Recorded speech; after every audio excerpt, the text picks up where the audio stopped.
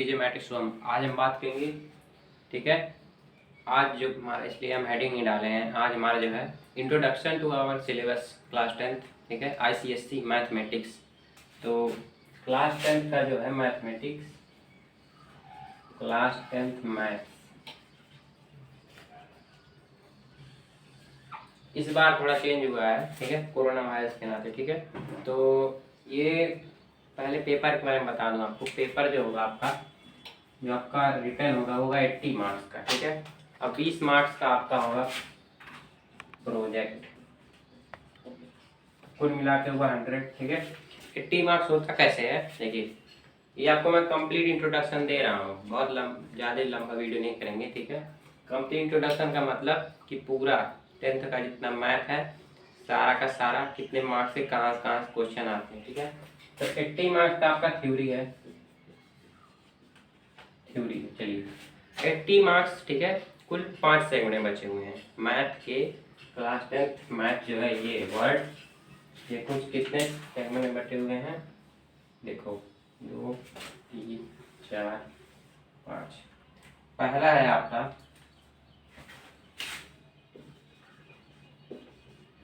Commercial math. ठीक है, पहला। दूसरा आपका अलजेब्रा, आपको पता है ये अलजेब्रा में रहता है। ठीक है, तीसरा है आपका कोऑर्डिनेट ज्योमेट्री। एक्चुअली कुल 7 होते हैं। ठीक है, बट मैं मेन बता रहा हूँ। 4th नंबर पे है आपका रैंकिंग में, 4th नंबर पे कोऑर्डिनेट के बाद है सिंपल ज्योमेट्री। ठीक है, और ज्योमेट्री के बाद आता है हमारा मेंसुरेशन।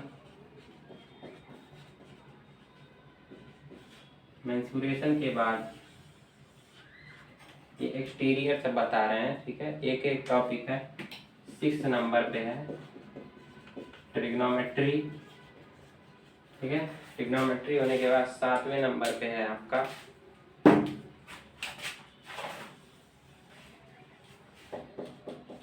ट्रिग्नोमेट्री के बाद आता है हमारा स्टैटिस्टिक्स, और लास्ट आता है 8th नंबर, इसका नाम है प्रोबेबिलिटी। Actually PROBA। तो ये कुल कितने हैं, कुल 8 है। मैंने 5 क्यों बताया आपको, क्योंकि जो 5 है वो बटे हुए हैं अलग अलग पार्ट में। ठीक है, एक्चुअली बट आपको कुल कितने 10th का मैथ कितने पार्ट में है, 8 पार्ट में। 8 पार्ट कुल कितने नंबर का है, 80 नंबर का। तो मतलब हर पार्ट से 10 नंबर तो एटलीस्ट बनता है आपका। ठीक है, बट ये भी डिपेंड होता है किस पार्ट से कितना % क्वेश्चन आते हैं। ठीक है, तो इस बार पेपर शायद इजी होगा, क्योंकि बहुत सारे मेन चैप्टर हटा दिए हैं, बहुत टफ पढ़ते थे बच्चों के लिए। बट मैं ये कहूँगा कि आप उसके ऊपर ध्यान ना दीजिए, आप ना देखिए। ठीक है, क्योंकि सारे जो मेन चैप्टर हैं फिर से आपको मिलेंगे। ठीक है, तो 1 बाय 1 स्टार्ट करते हैं। तो पहला पार्ट है कॉमर्शियल। इस पार्ट को लेते हैं, इस पार्ट, इसको नोट कर लिया आप लोग, ग्राफ ले लीजिए, नोट करते चलिए किस पार्ट से कितने मार्क्स के क्वेश्चन आएंगे। ठीक है, तो ये जो पार्ट है इसमें 2 चैप्टर हैं आपके। पहला है आपका GST और दूसरा है बैंकिंग। ठीक है, हाँ एक इस सेक्शन, ये जो 80 मार्क्स पेपर है, एक चीज नोट कर लो, 80 मार्क्स 2 सेक्शन होते हैं। एक होता है सेक्शन ए, एक होता है सेक्शन बी।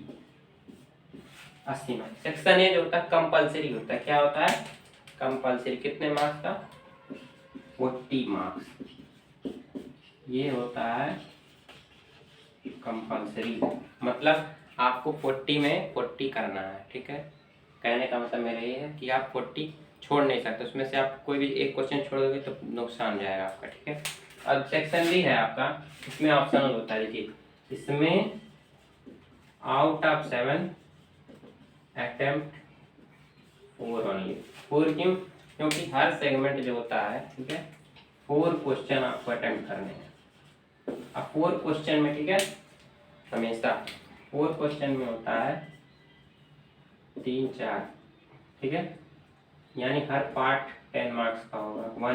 मतलब एक क्वेश्चन मैं कहूँ 10 10 10 10, ठीक है, यानी 4 क्वेश्चन, मान लीजिए क्वेश्चन नंबर 1 2 3 4 हो गया, 5 6 7 8 आपको लगातार अटेम्प्ट करना है, ठीक है। तो आप कोई भी अटेम्प्ट 7 में से 7 क्वेश्चन में से आपको कोई 4 करना है, ठीक है। तो किसी से भी रिलेटेड हो सकता है, मैं बता रहा हूँ कैसे होगा, वीडियो थोड़ा लॉन्ग करेंगे हम लोग, ठीक है। तो ये कंप्लीट इंट्रोडक्शन है कहाँ से कहाँ कैसे पा सकते हैं मार्क्स, ठीक है। तो ये सेक्शन बी 7 क्वेश्चन में से आपको 4 करना है। सेक्शन ए कंपलसरी है, सेक्शन ए में क्या आएगा बाद में बताऊंगा, ठीक है।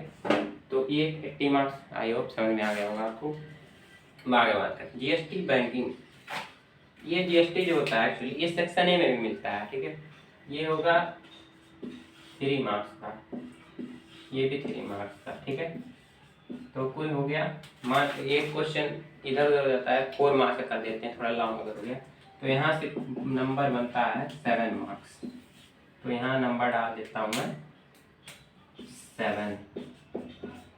7 मार्क्स यहाँ से आपके बनते हैं, ठीक है। 7 नंबर, जो 7 है उसमें एक क्वेश्चन जरूर कंपलसरी वाले में होगा पहली बार, ठीक है। अब आता है हम लोग अलजेब्रा पे।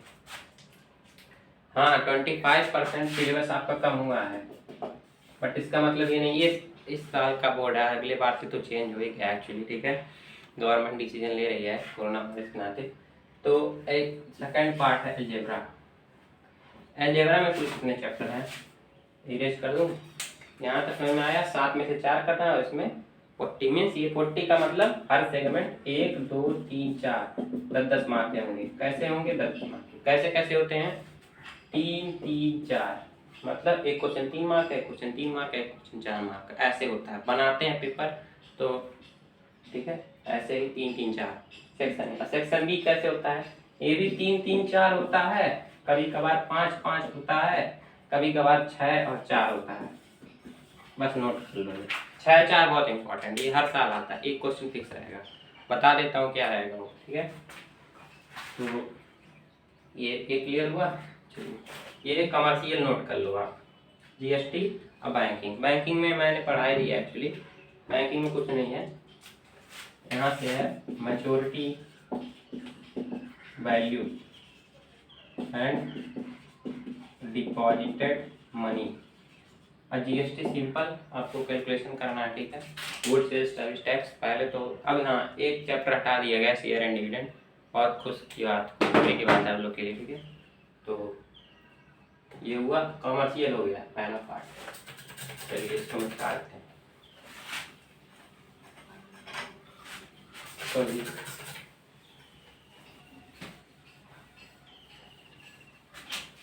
ये सब मिटा दे ताकि 1 बाय 1 हम लोग डिस्कस करें, ठीक है।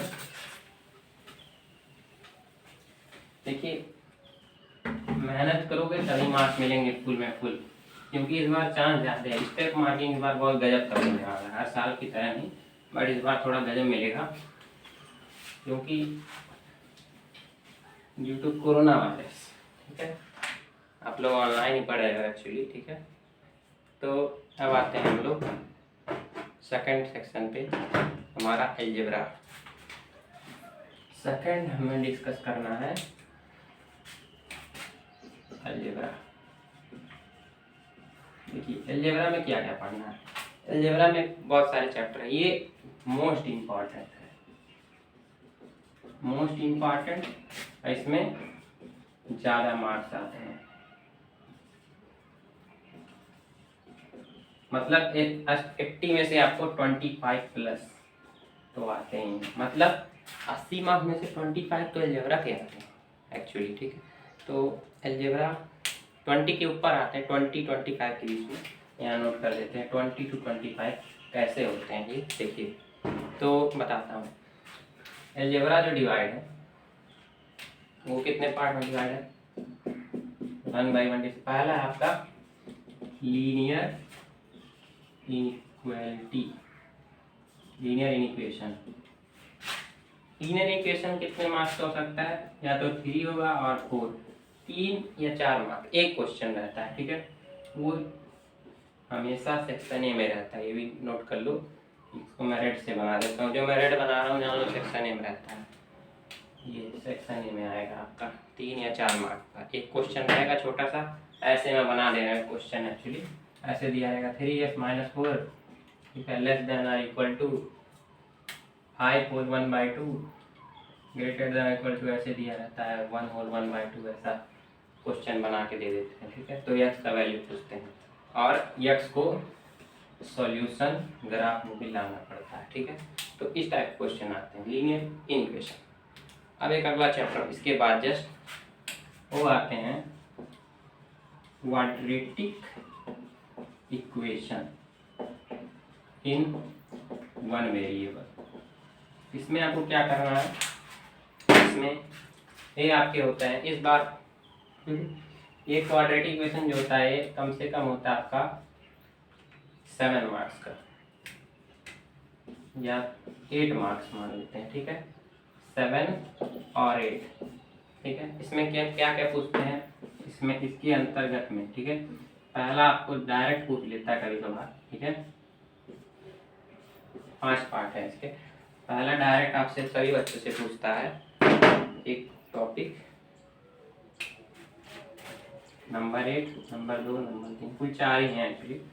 तो पहला आपका पता 3 सिग्निफिकेंट फिगर, 2 और 3 सिग्निफिकेंट फिगर, ठीक है। दूसरा है सॉल्व फॉर एक्स, इस टाइप का क्वेश्चन मिलेगा, सॉल्व फॉर एक्स। तीसरा है आपका, ठीक है, सॉल्व फॉर एक्स।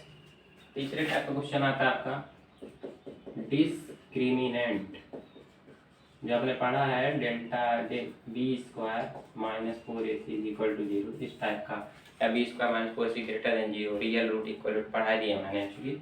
अगर आप ना पढ़े हो तो मेरे यूट्यूब चैनल पे चले जाइए, वहाँ पे वीडियोस पे क्लिक कीजिए, नीचे चले जाइए, वहाँ पे सब है, ठीक है। डिस्क्रिमिनेंट हो गया, 2 से डिस्क्रिमिनेंट, और एक आता है प्रॉब्लम्स ऑन क्वाड्रेटिक इक्वेशन। कितने टाइप के प्रॉब्लम होते हैं बता देता हूँ। एक होता है मनी प्रॉब्लम, जैसा आप लोगों ने साइमल्टेनियस इक्वेशन पढ़ा है, मनी, ठीक है। दूसरा एज, ठीक है। तीसरा एरिया, उम्र वाले भी आता है, एरिया वाला भी आता है, ठीक है।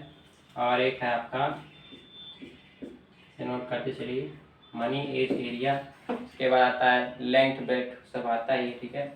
2-3 और है, ठीक है। एज, देखिए मेन टाइप है एज टाइप प्रॉब्लम, ओके। और एक पीकॉक वाला प्रॉब्लम आता है, वो भी ज़्यादा नहीं पूछा जाता है एक्चुअली, बट इस बार इससे तो हर साल 4 मार्क्स के क्वेश्चन आते ही हैं actually, problems on quadratic equation, ठीक है। ये हुआ क्वाड्रेटिक इक्वेशन, कितने मार्क्स का, 7 से 8, नोट करिए, 7 to 8, ये 3 से 4। आप जब एग्जाम दोगे तब कहोगे हाँ मैंने कुछ बताया था। अब क्वाड्रेटिक के बाद क्या आता है, आपका रेशियो और प्रोपोर्शन। इसमें क्या पढ़ना है, इसमें जो कुछ आपके सर ने पढ़ाया है या आप पढ़े या मैं पढ़ाऊँगा आने वाले समय में।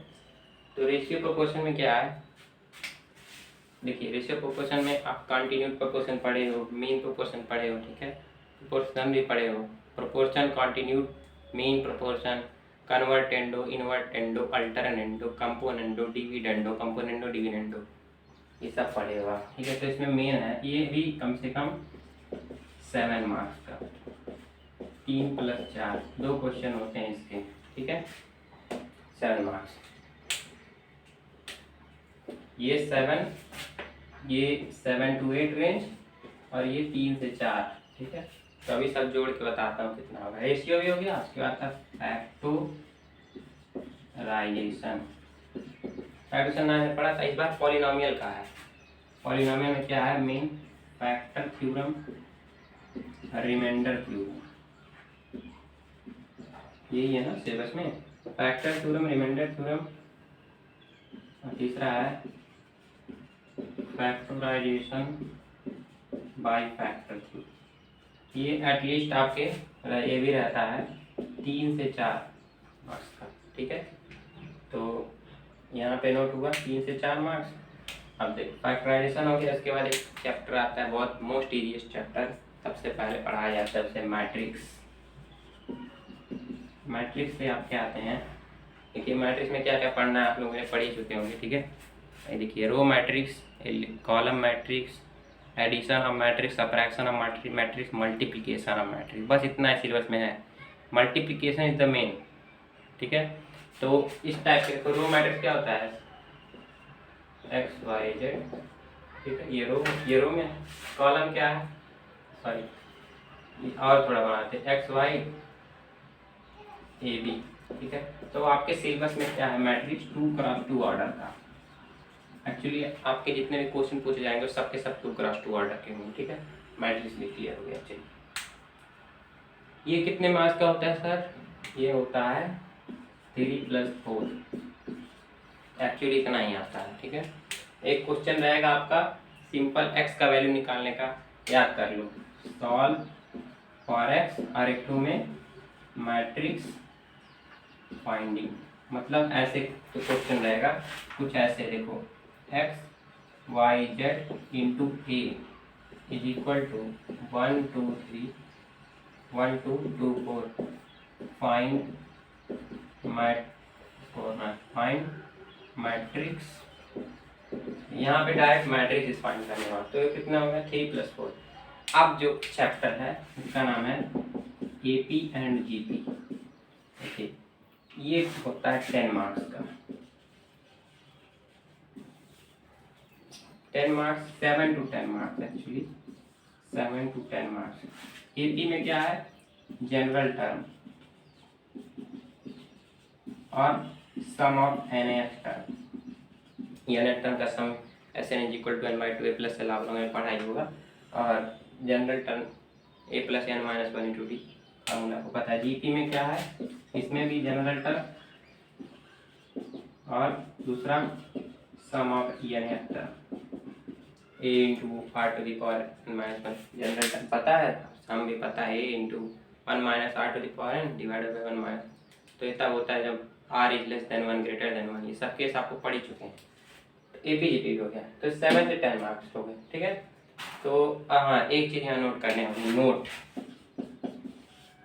इसमें से no word problems will be asked, मतलब इस चैप्टर से कोई भी वर्ड प्रॉब्लम नहीं पूछे जाएंगे, जो सीता गीता रुपीज वाला सब क्वेश्चन था वो सब नहीं पूछे जाएंगे।